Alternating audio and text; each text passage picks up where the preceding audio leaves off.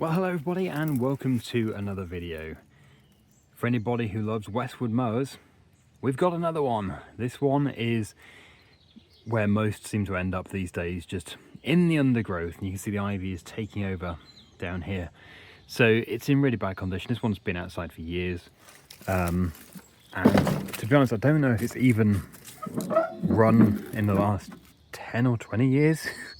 And it's been sat here for goodness knows how long. So anyway, we're going to try to get it running. As for restoration, yeah, I think it's a bit past that. It's very pitted. The electrics are terrible. And most importantly, I've already restored 2 Westwood Gazelles.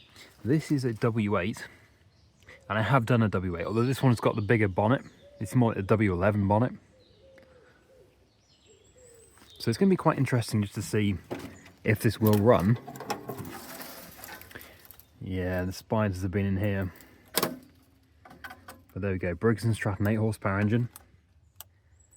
And I don't know what this is all about, some kind of modification somebody's made.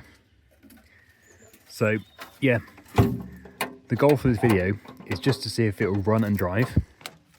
It does have a deck as well, but as you can see it's been plated quite heavily. It's completely rotten. This isn't actually my mower. I'm just going to get it running for somebody. Seats all pulled away, as it always is. A few goodies in the toolbox. That's to engage the deck. No key in the ignition. The deck has been forced to stay in one position as a bolt in here, interestingly. So the brackets have probably broken.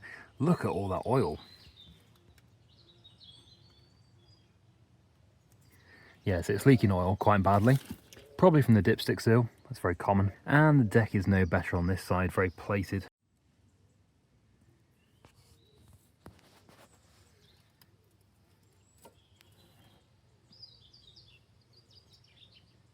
Okay, so let's get it out of here.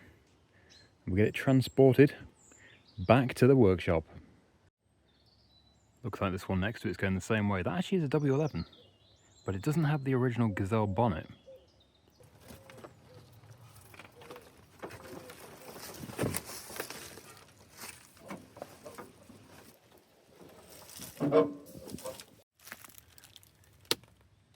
Well, it certainly sank into the ground where it was parked.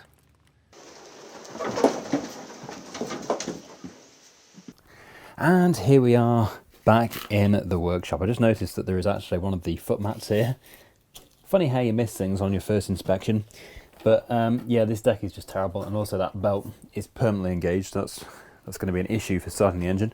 But the intention here is just to see what we can do without really doing much. So what I mean by that is if we can just do the bare minimum, get it running and driving, if it will. I don't know if it will. This is the challenge. And, well, I don't know if we're going to be able to mow with it with a deck looking like that, but I could give it a go. Right, so initial checks. Let's always do the same thing at the beginning of every single machine inspection. Oil. So oil is halfway up the safe mark, but I will give it a quick wipe because that can sometimes change. And with these Briggs & Strattons, you do screw the dipstick in. Okay, yes, it's about a quarter, maybe a third. But that is okay. We'll give it a top up, of course. And as for fuel, I'm hoping it's dry. It looks a bit gummy in there. It is mostly dry. There's like this sort of slimy residue, but I'm sure the airline will sort it out. Now, as for these electrics, we do have this interesting module here. It says normal and reversion. Now, electrics are not my strong point, but if anybody knows exactly what this is it some kind of way of regulating power going to various things? Because that does lead, where does that lead to? I don't even know where it goes to. I think the engine has been trying to preserve the mower by leaking oil everywhere. And actually, the more I look at this, the more I think that this is actually coming through the sump gasket. It might be coming out the dipstick seal as well, but yeah, it's leaking fairly consistently all the way around, so it's quite common for the old gaskets to perish and for them to just leak very slowly. They just sort of weep, but it adds up, it does build up on the deck. Okay, well, no intention of starting it here. Let's just pull it over though and just see what it does. Well, it's not locked up, so that's a good sign. And actually, it is not turning the deck belt with it, which I am very surprised about, because I really did think it would be, because that deck belt seems extremely tensioned. But I'm guessing if I engage the deck, that will all work fine.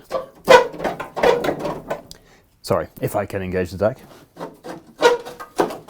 There we go. Aha, and now we're locked up. So that's the blade has hit something underneath there because it is so deformed. We should be free again now, hopefully.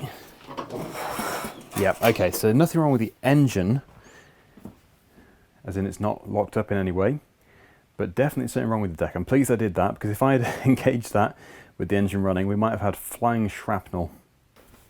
Yeah, as you can see, it is just falling to pieces. Even the repair work is coming apart. So that's what it's really like under there. It's just been plated with this thin stainless steel. So I think I'm actually going to remove that deck.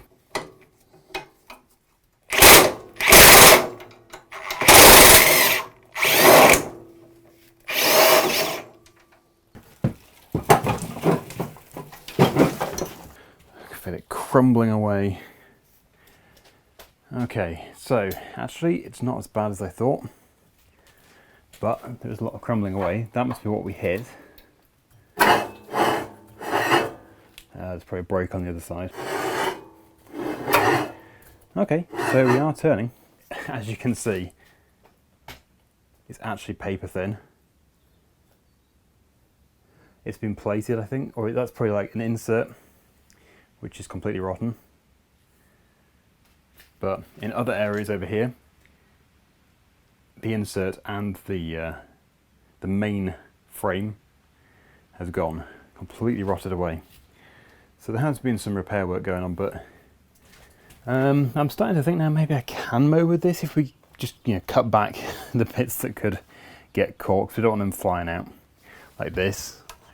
This isn't actually needed, we can get rid of it.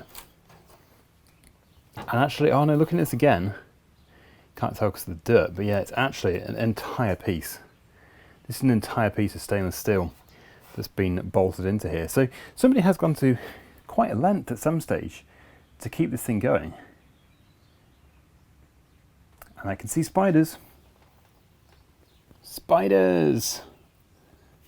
This is where you can find some more unusual ones, which I do get quite fascinated about, because yeah, you get a lot of house spiders, but they're all the same.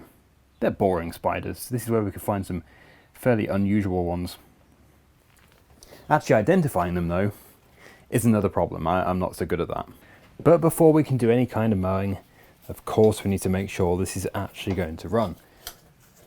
And the number one thing to look at is going to be the carburetor. If the air filter in here has been in here for a long time, it will likely have turned to dust. And the last thing we want is for that dust to be sucked into the engine. It's funny, the one thing which is supposed to save the engine from abrasive materials could be the thing which destroys it if you just go with it. So best not just to start it as it is. Very clean. That's very nice to see. Really clean. And it is just starting to disintegrate, but it's not the worst I've seen by any means. So that actually needs to be changed. That's good. That's very good. So, how are we looking in here? Again, it's not that bad. It is always amazing how these machines that are supposed to be the worst ones somehow are in many ways better than the good looking machines.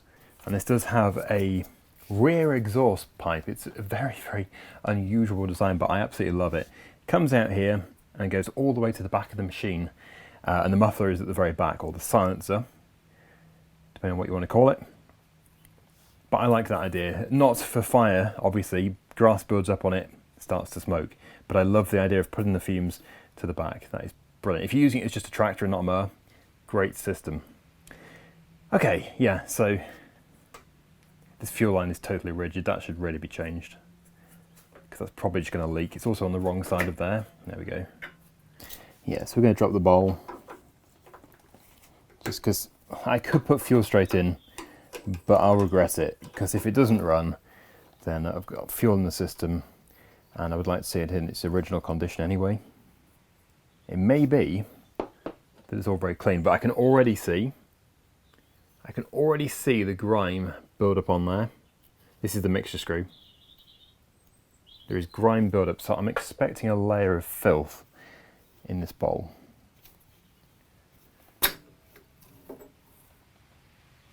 There is a layer of filth, but it's not a terrible layer of filth. You can see that sediment. But yeah, either way, I would not have wanted to mix that up. If I'd put fuel in here, it would have probably washed it out, and it would have just put it into the engine. So let me just get a wipe, and we'll see what that looks like. Yeah, so you can see, it's dirty, but it's really not bad.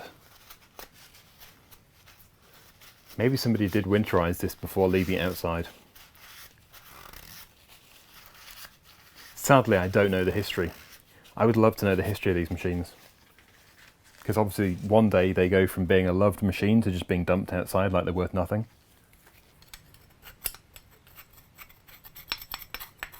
Actually, a lot of sediment.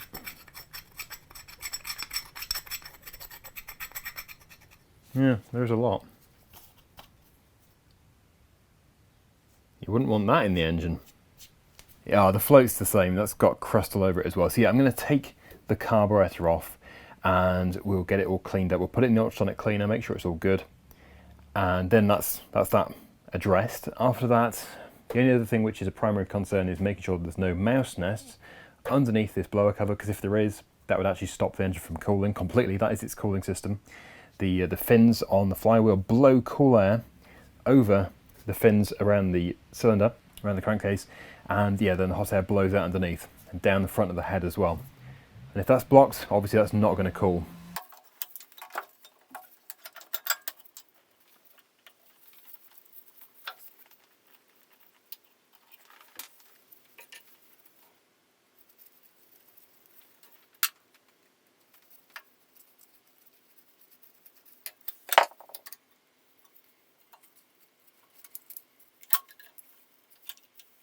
So yeah, you can really see this build up here.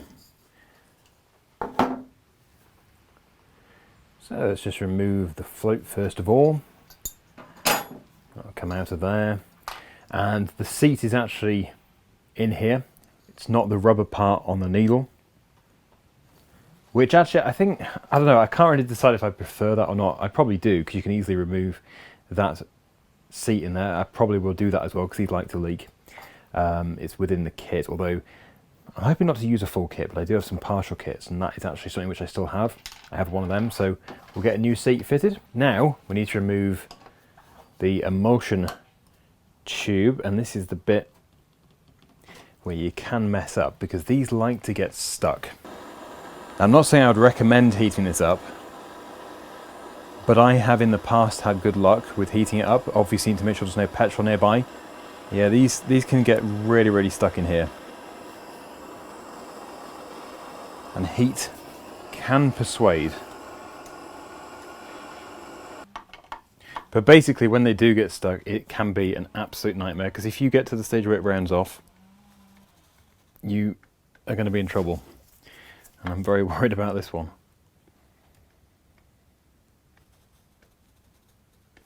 WD-40 is also a good thing to put in there, or any lubricating oil.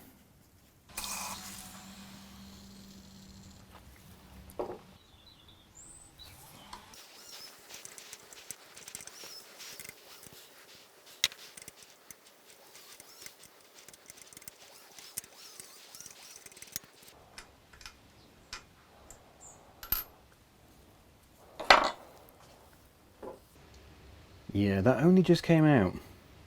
I'm convinced without the heat that would not have come out.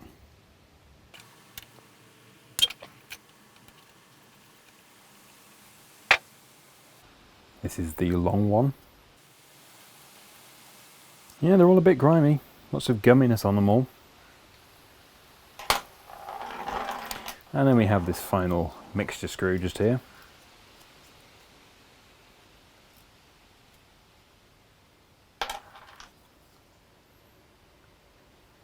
Okay, so I think I'm going to give it a quick rinse with some carburetor cleaner and then straight into the ultrasonic cleaner.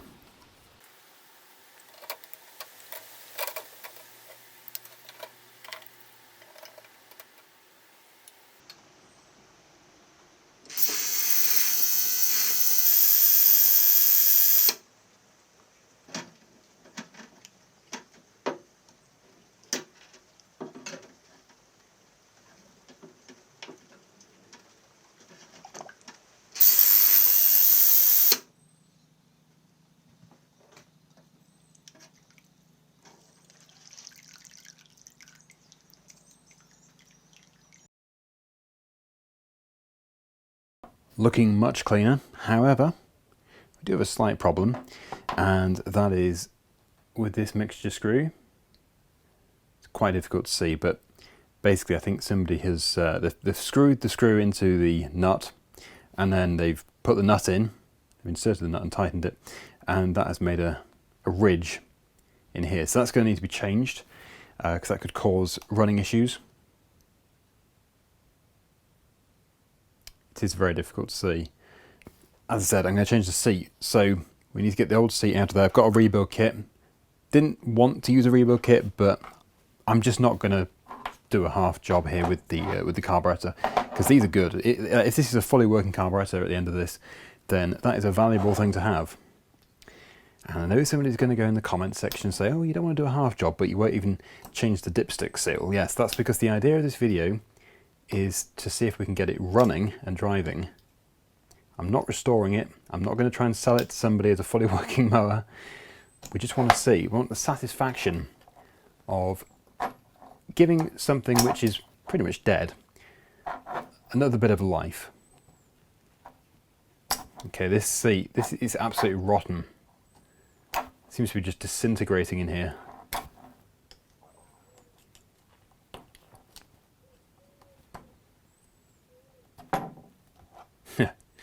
Yeah, that definitely needs to be changed. So we'll just make sure that's clear.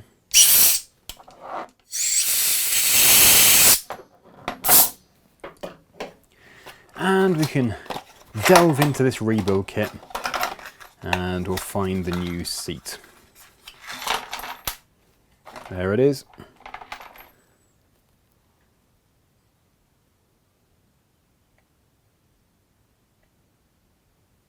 And as for the mixture screw, you can see obviously a lot better than this one here. So we'll just drop the new one into there. It's quite tricky because it can flip over.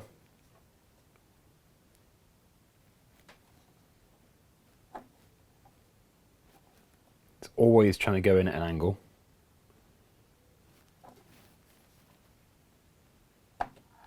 Okay. So we can just push it down with this punch. There it goes, straight down.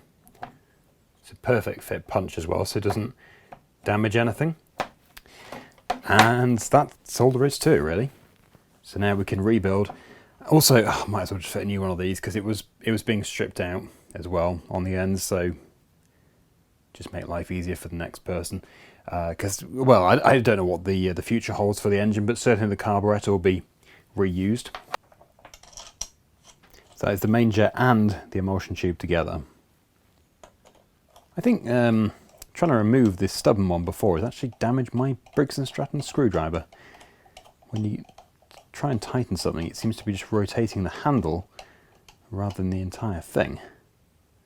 So that's annoying. These are good though. Part number 19062, there's actually two different sizes. The smaller one is 19061.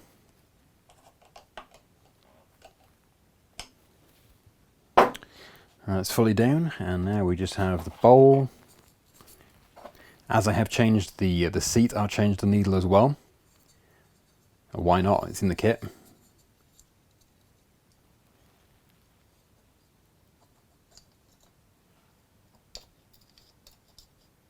And of course a new bowl gasket. I have actually already stolen the bowl gasket for another one, but since then I bought an entire box of them because I know how often these things need changing. Some carburetors you can get away with not changing them when you go into them. Others, they'll just leak. This one likes to leak. It's only a paper gasket. And then we have the bowl, and as you can see, that's come out really well. Nice and clean. So that can go on there. And yes, we've got the new mixture screw. I'm actually going to remove that from the nut so I don't damage the tip when I tighten the nut. Like, with this engine, it's not as likely, although somebody has done. There's some engines, like the smaller ones, where, sorry, there should be a washer on here. Yeah, where you're guaranteed to do that. You will damage it if you don't put the nut in first.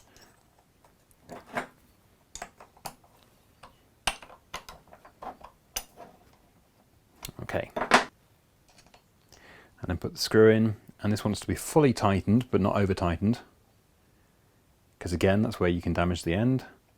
It's finger tight.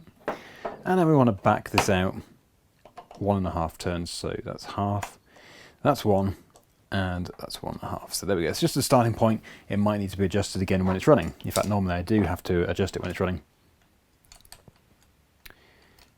I've got this long one to go in. I have already blown these through with the airline.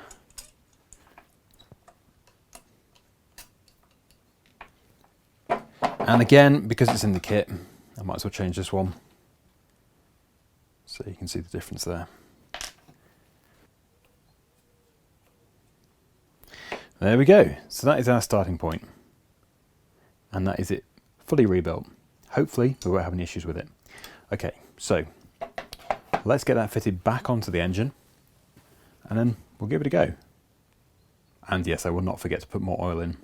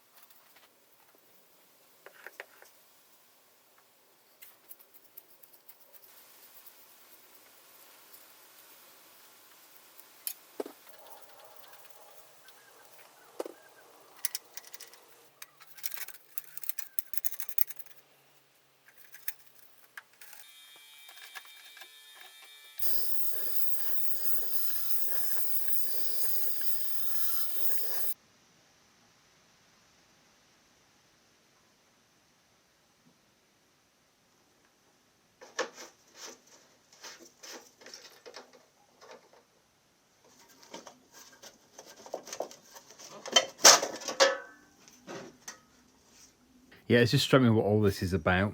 This is all in replacement for the ignition coil here. So we don't want it. We don't want any of this. As you can see, the ignition coil has actually been removed altogether. They made it obsolete. So I'm gonna, well, I think I do have one actually, and this would have been points condenser originally, so I'm not gonna mess around with that. If I just put one which doesn't require points condenser in here, then at least we can test the engine. But yeah, this whole mess here, I can't believe the length that somebody's gone to set this up. Although their cable management probably could have been a bit better. Just cleaned it all down with the airline, and I've also got the replacement coil. And yeah, the HT lead is too long, but they do provide you with a new end, so you can just trim it down to suit your engine, and you can put a new end on. For this, I'm just going to literally just put it on as it is and test it. We've got the card, which we can use for the air gap. There's also some instructions, and the kill wire, which I do need because the original one has been adapted and it's just no good anymore. So you actually do get a double wire system, but you don't need both. You just need the one which suits your engine. I need the ring terminal. So that's the one I'll be keeping. You just cut the other one off, very simple, and it also attaches to here. So first of all, let's put the card in. This is our air gap card. And then we will actually have to run the wire in a specific way. HT lead will go out the front, and then as somebody has disposed of the screws, I've just got 2 screws from another engine.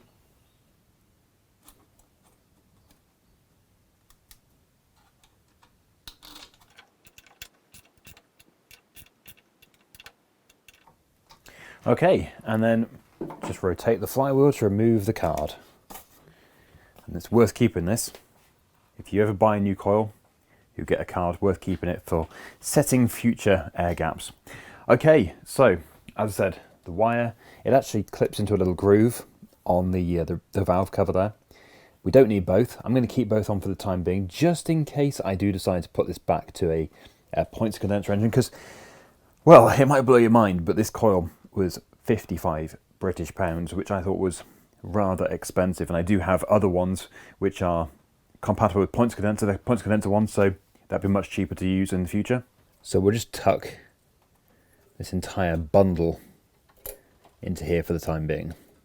And there we have it. Right, so we've got a nice quick setup there, so we can actually just test the engine. I'm going to put the cover back on, and then I can just open the door. And because the exhaust is at the back, any fumes, if it does start, will just go straight out the door. So yeah, if it does work, then obviously I'm going to take it and give it a quick drive, if it drives. And then, if it does, we'll put the deck on and hopefully we'll mow.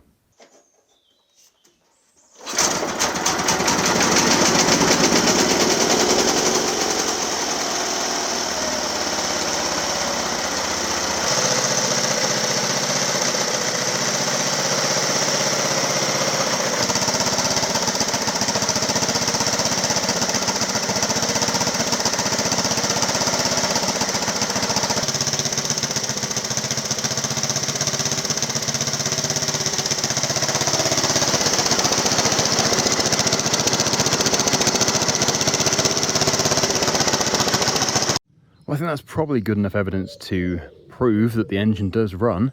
It smokes. I fully expected it to, though. They always do. And yeah, we are now ready to see if it drives. I have pushed it down here. I've not tried to drive it yet, so this is going to be the first time. And yeah, obviously it needs a bit of time to burn off oil. I wonder if that's stripping. Yes, that tap. These taps love to leak. I think this one probably has a very, very slow leak, because it looks a little bit damp, so that might need to be addressed. But yeah, otherwise, very impressive. Okay, let's start it up again, and we'll see if it works in all 5 gears and reverse.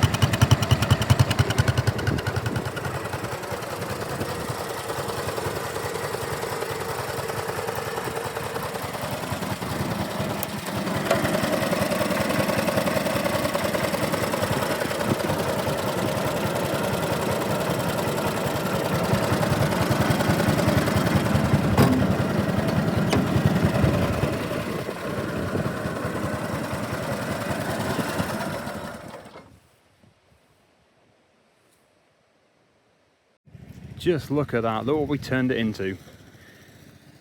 Even with the original dull blades, just chopped down this long grass. That's amazing.